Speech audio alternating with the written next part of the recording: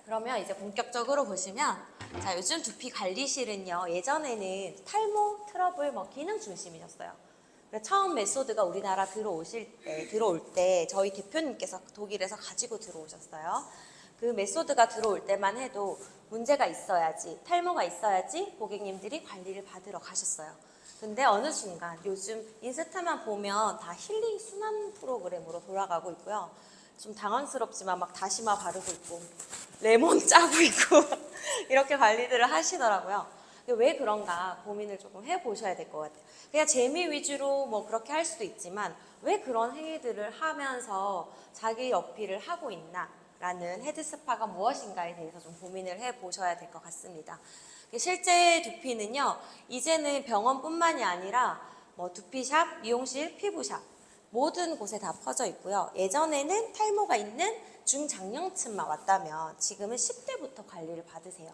신학기 3월이 되면 초등학교 1, 2학년 두피 이렇게 열어보면 원형 탈모가 보여요. 점점점점 보이거든요. 그리고 여성부터 해서 다이어트 때문에 또는 갱년기 때문에 해서 나이 불문 정말 많은 사람들이 고객층이 엄청나게 확대되었다고 보시면 돼요. 내가 조금 이제 두피를 하기에 늦은 게 아닌가라고 생각은 하실 수 있는데 절대 늦지가 않았고요. 저희가 앞으로 살 날이 더 많아요. 저희 대표님이 60 중반이시거든요. 20, 30년을 더 일하실 거래요. 그만큼 더 일을 하시려고 하시는데 그럼 그때까지 나의 고객은 나와 같은 연령대가 와요. 샵에서 근무를 해보시면 주 고객층이 나와 비슷하거든요.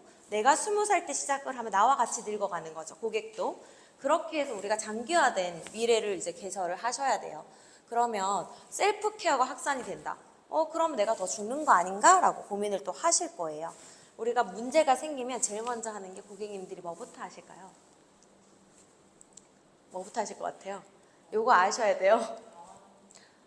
병원부터 갈까요? 나 머리가 좀 빠지는 것 같은데 병원 가보자. 그쵸?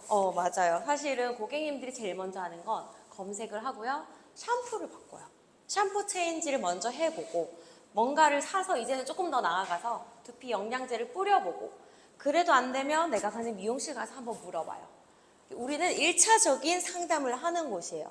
여기서 병원으로 더 보내지 않고 내가 상담을 해서 내 고객을 만들려면 내가 가진 이론 지식과 상담 스킬에 뭐가 필요한가를 무조건 잡고 가셔야지 그냥 내가 자격증 땄으니까 샵 한번 해볼까? 두피가 핫하더라. 나 한번 해볼래. 하고 여는 분이랑 내가 지식과 경험을 가지고 이 경험이라는 건 스킬 이런 것보다요.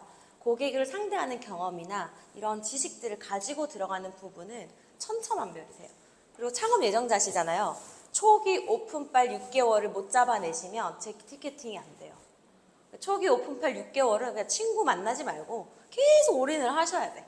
그 올인을 해서 6개월을 탁 잡고 나면 그 다음 재티켓팅이 일어나는 게 두피거든요.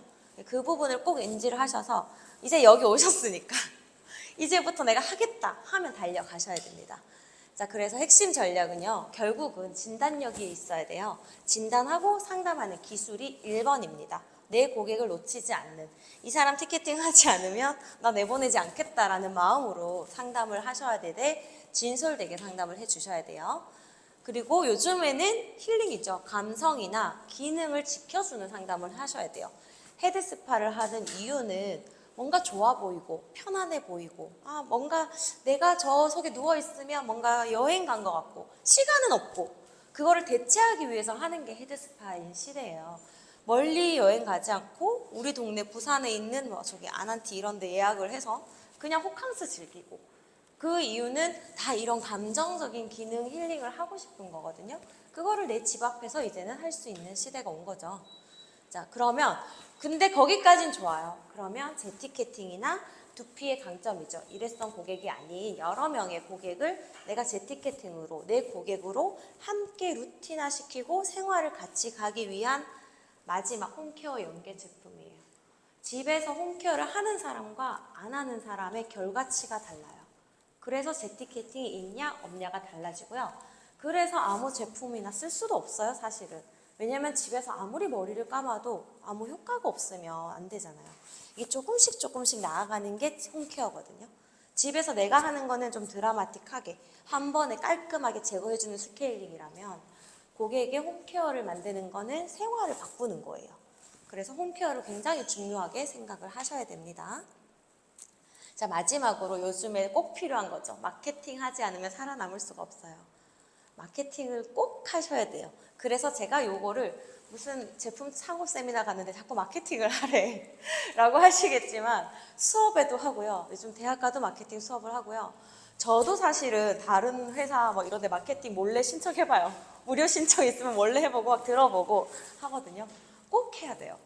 요즘은 다들 인스타 보고 오신 것처럼 저희가 정말 짧게 광고를 했어요. 하루 광고를 25일로 올렸다가 해서 하루 만에 일정을 바꿨거든요. 그래서 저희가 하루 만에 일정 바꿨는데 첫날 광고를 다 캡처해가지고 왜 날짜 바꿨냐고 계속 문의가 오는 거죠. 그러니까 그만큼 마케팅의 효과는 엄청나더라는 거지. 내가 원하지 않았는데 하루 몇 시간인데 모든 사람이 본 거죠.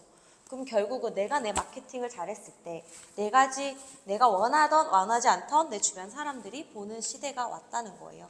이제는 그래서 옛날처럼 속만 보시면 안 되고 제가 두피로 온 케이스죠. 저는 원래 헤어 미용 강사였어요. 자격증 어떻게 따는지 가르치고 커트 가르치고 막 이러는 강사였어요.